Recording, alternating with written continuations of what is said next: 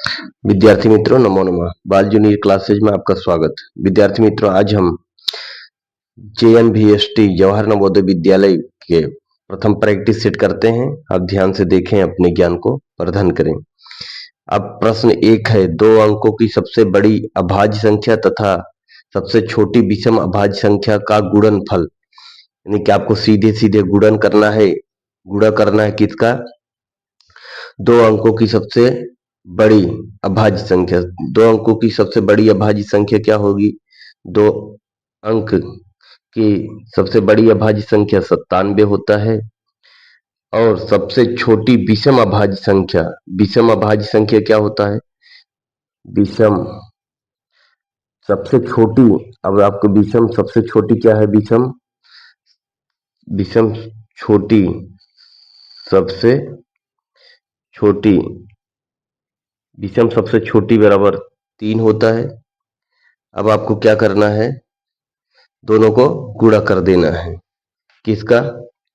97 गुणे 3, 3 सते 21 के 1, 3 9 27 2 29, 27 2 29।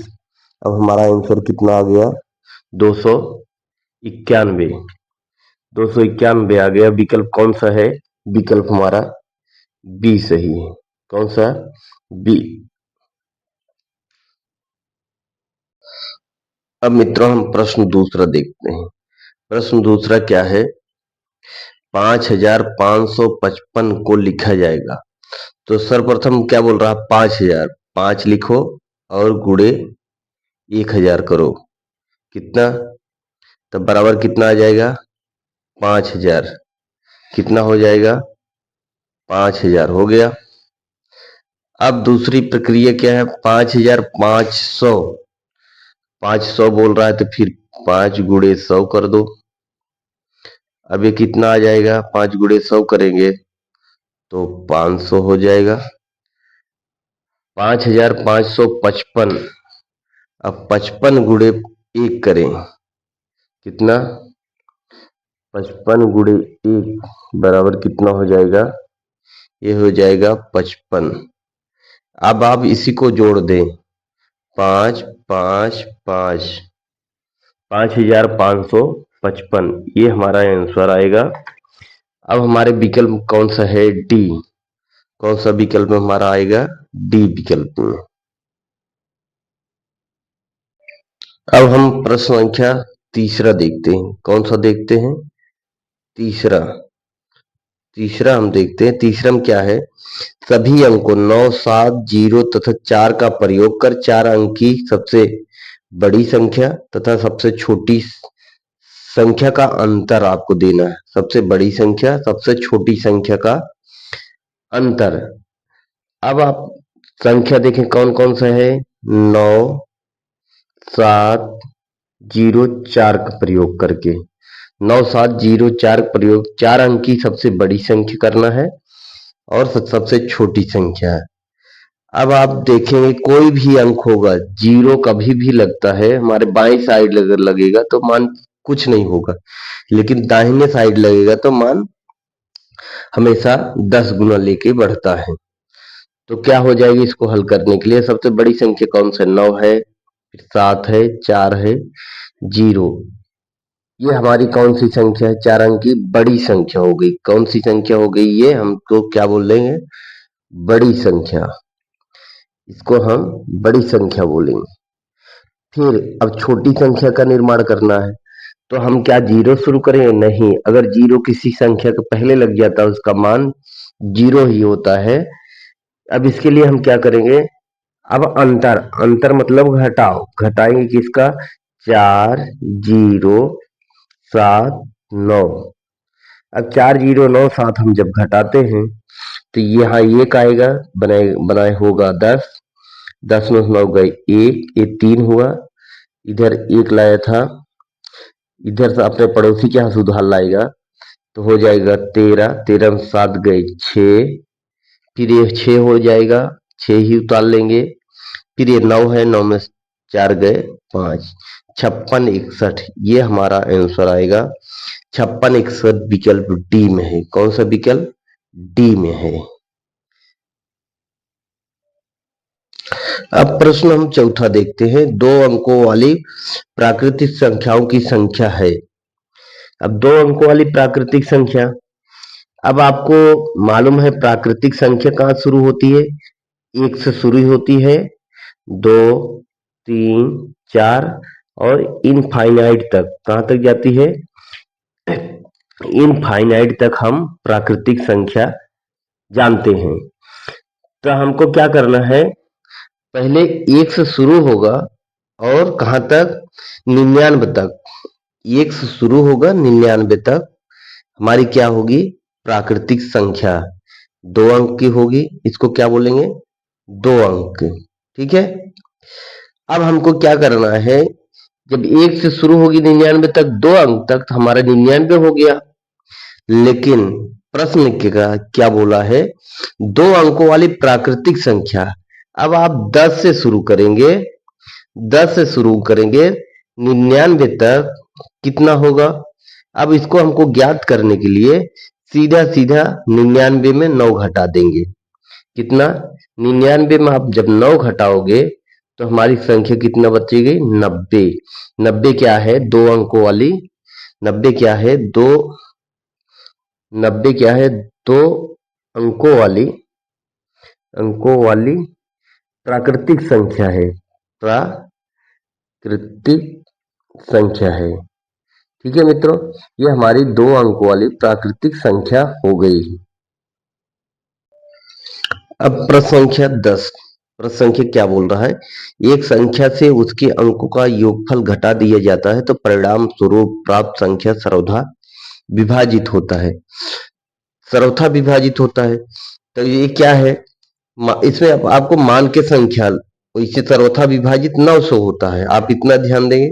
लेकिन एक संख्या के उसके अंकों का योग फल घटा दिए जाए, माना संख्या ऐसे, माना संख्या क्या है? माना इसको आपको संख्या मानना होगा। माना संख्या 10 x धन y, 10 x धन y है। अब क्या बोल रहा है? एक संख्या तो मान लिया, योगफल घटा दिया जाता है। अब इसमें योगफल क्या घटाएंगे?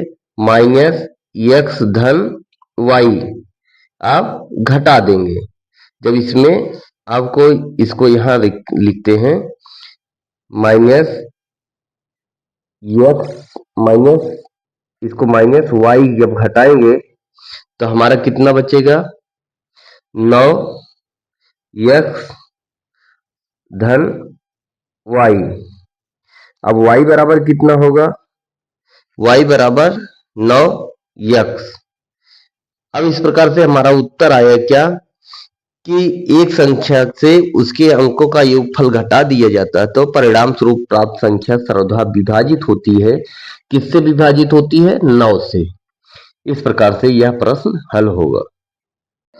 अब विद्यार्थी मित्रों, 4 अंकों की छोटी से छोटी संख्या को अभाज्य संख्याओं के गुणनफल के रूप में व्यक्त करने पर प्राप्त होता है। अब क्या प्राप्त होता है देखते हैं। जैसे अब छठा है तो पहले 4 अंकों की छोटी संख्या क्या होगी? 1000। 1000 को गुणनफल के रूप में गिनते हैं तो 1000 का आधा 500, फिर 2 से भाग करते हैं 250, फिर 5 से 25 पंचे 125 होता है, फिर 5 पचे 25, फिर 5 एक 5। अब हमारा हो गया, हम इसको गुणा कर देते हैं, प्रत्येक पद को हम गुणे कर देते हैं तो हमारा क्या आ जाएगा? गुणनखंड के रूप में हो जाएगा। तो इसके लिए क्या करेंगे हम? पहले 1 2 3 2 और 3 5 है, 2 गुणे 2 गुणे 2, फिर गुणे 5 गुणे 5 गुणे 5। अब ये विकल्प किस में आया है? तो पहले बड़ी संख्या दिया है, विकल्प हमारा सी में आया है। किस में आया है? विकल्प हमारा सी में आया है। हमारा आंसर हो गया उत्तर। अब देखें प्रथम 4 अभाज्य संख्या, ये कौन सा प्रश्न है? 7वां। प्रथम 4 अभाज्य संख्याओं का योगफल क्या है? तो चार अभाज्य संख्या क्या है? दो सम अभाज्य संख्या है, लेकिन इसमें सम और विषम नहीं बोला है, इसलिए हम दो लिए। 3, 5, 7। अब इसका योग करेंगे, 2, 3, 5, 5, 10, 7, 17। हमारा क्या हो जाएगा? प्रथम चार अभाज्य संख्याओं का योगफल क्या हो जाएगा? 17। हमारा विकल्प कौन सा है? डी सही है। अब प्रश्न 8वां देखते हैं। 6 अंकों की छोटी से छोटी संख्या तथा 4 अंकों की बड़ी से बड़ी संख्या में अंतर है कितना? ए में 1, बी में जो है 90,000, सी में 9,001 और डी में 90,001।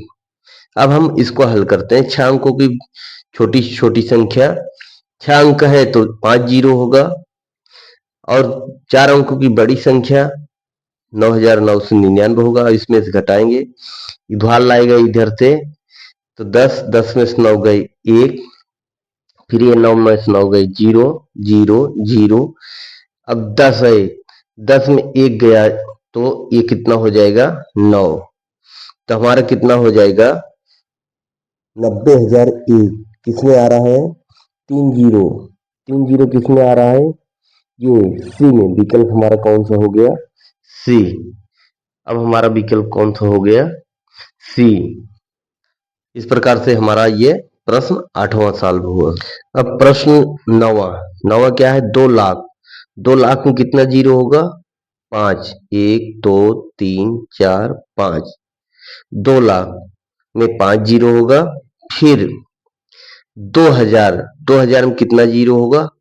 2000 में 3 जीरो होगा। 2000 में 3 जीरो। अब क्या बोल रहा है? 2 लाख 2000 को अंकों में लिखने पर प्राप्त होता है, यानी कि जोड़ा जाएगा। 0, 0, 0, फिर 2, फिर 0, फिर 2। तो हमारा क्या हो जाएगा आंसर? 20, 2000। 20, 2000 किसमें आया? विकल्प हमारा सी में आया है। 9वां का विकल्प सी।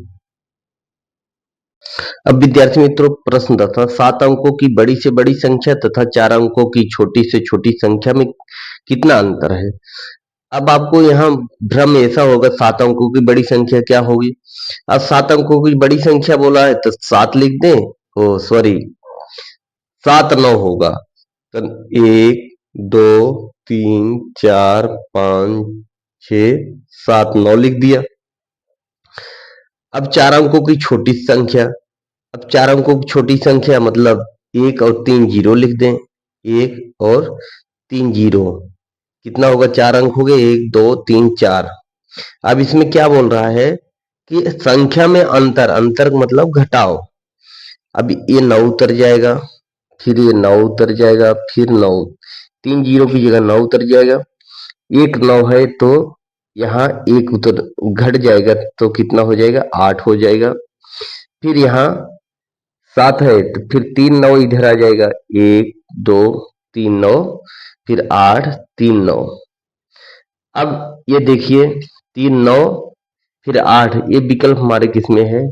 डी में। हमारा डी विकल्प हो जाएगा आंसर।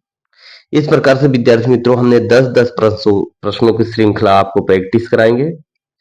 आप देखते रहें, स्वस्थ रहें, मस्त रहें। अब हम आपसे लेते हैं विदा। तब तक के लिए नमो नमः।